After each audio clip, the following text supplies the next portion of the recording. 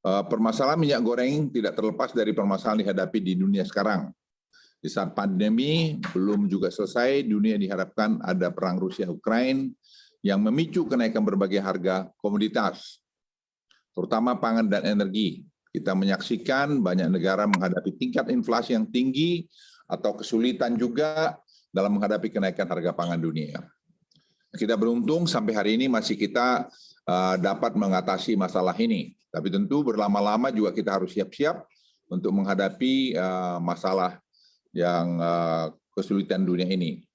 Di tengah kondisi global yang tidak menentu tersebut, pengendalian harga minyak goreng bukanlah pekerjaan mudah dilaksanakan. Banyak hal yang harus kami pertimbangkan dan seimbangkan supaya semua tujuan yang diharapkan dapat tercapai dengan baik dan tepat sasaran. Dan sekaligus kita memperbaiki tata kelola dari minyak goreng ini maupun tadi kelapa sawit. Seperti yang saya sampaikan, kita juga ingin menata dari hulu sampai ke hilir, sehingga dengan demikian berkeadilan atau keadilan dan kemudian juga kesulitan seperti ini tidak terjadi lagi dan penerimaan negara akan juga bertambah. Di hulu, pemerintah harus dapat dan terus mensejahterakan petani sawit. Di hilir, pemerintah harus menjamin bahwa masyarakat dapat mencari dan membeli minyak goreng dengan harga yang wajar, dan di tengah pemerintah juga harus meyakinkan para pengusaha minyak goreng, distributor, dan pengecer bahwa mereka dapat bergerak dan mendapatkan laba yang sesuai atas jasa produksi yang mereka lakukan. Dan ini kami pastikan terjadi. Jadi kita tidak ingin juga pengusaha itu atau UMKM itu menjadi tidak mendapat untung dengan kepatutan. Setelah larangan ekspor dicabut, langkah-langkah yang segera dilakukan, ekspor menjadi sangat penting.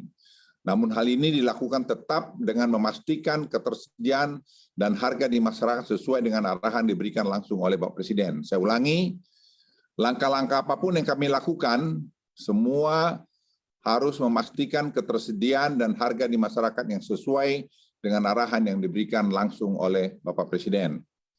Mulai ekspor menjadi penting karena itu berdampak erat terhadap penerimaan yang diterima petani sawit. Ketika ekspor meningkat, maka semua mata rantai produksi dan distribusi bisa kembali berjalan. Jadi dengan demikian kita berharap nanti harga TBS dari petani juga akan membaik. Hingga hari ini, teman-teman di kementerian dan lembaga telah bekerja keras untuk mewujudkan agar keran ekspor kembali dibuka. Kami telah membuka peluang lebih dari 1 juta ton ekspor yang dilakukan. Dan secara bertahap ini sudah berjalan dengan menggunakan basis kontribusi realisasi domestik pada program Semirah. Saat ini jumlah PE yang terbit sudah mencapai 251 persetujuan dengan CPO yang bisa diekspor mencapai 302.000 ton. Dan ini kami lihat angka ini sudah mulai menaik, tapi tentu juga di sana-sini karena masalah angkutan kapal, masalah tujuan dan sebagainya juga penting menjadi perhatian kita. Pemerintah akan terus memantau kinerja ekspor ini, terutama dampaknya terhadap harga TBS di tingkat petani. Langkah-langkah percepatan akan diambil jika nantinya harga TBS di tingkat petani dirasa masih terlalu rendah. Pemerintah terus secara non-stop menggodok kebijakan terkait hal ini. Kita berharap nanti harga TBS itu tidak kurang dari 2.500 dan kita harap juga nanti bisa lebih dari itu. Teman-teman media dan seluruh masyarakat Indonesia yang saya cintai, selain menjalankan pembukaan keran ekspor, pemerintah juga secara resmi mengubah kebijakan minyak goreng curah yang tadinya berbasis subsidi menjadi berbasis pemenuhan kewajiban pasar domestik atau DMO dan kewajiban harga domestik. Saya ulangi, kewajiban harga domestik. Langkah ini dilakukan untuk memastikan ketersediaan minyak goreng domestik pada harga yang terjangkau selepas larangan ekspor ini dicabut.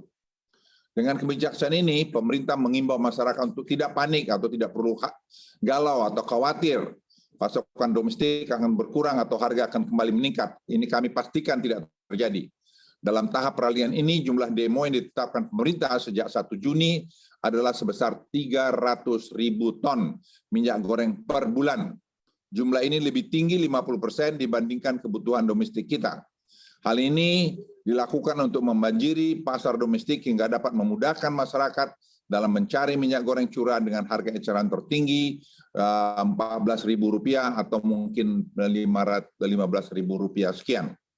Pemerintah juga akan menyalurkan minyak goreng curah dengan harga eceran tertinggi di atas kepada daerah-daerah yang sebelumnya tidak terjangkau oleh program ini dengan baik. Untuk mengkompensasi penambahan biaya angkut, pemerintah akan memberikan kompensasi penambahan angka pengali ekspor. Melalui mekanisme ini, pemerintah program minyak goreng curah untuk rakyat bisa dijangkau di seluruh wilayah Indonesia, di pelosok tanah air, karena akan kita berikan pengalinya itu bertambah sesuai dengan jauh atau ongkos transportasinya tadi. Teman-teman media dan seluruh masyarakat Indonesia yang saya cintai, penyempurnaan dilakukan oleh salah satunya adalah alokasi DMO akan dibagi tidak hanya berdasar kapasitas produksi, tetapi juga kepatuhan terhadap pemenuhannya. Mereka yang patuh akan lebih cepat untuk bisa melakukan ekspor daripada mereka yang tidak patuh dalam memenuhi DMO. Jadi kalau dia tidak memenuhi DMO-nya, dia juga tidak akan mendapatkan fasilitas ekspornya. Dalam hal kewajiban harga domestik dan DPO, pemerintah bukan hanya menerapkan pada titik produsen CPO dan minyak goreng, tetapi juga sampai pada tingkat distributor. Dan penentuan harga DPO ini akan menjadi dasar pengawasan dan penindakan oleh Satgas di lapangan terdiri dari berbagai unsur, mulai Polri, TNI, Kejaksaan, hingga Pemda terkait.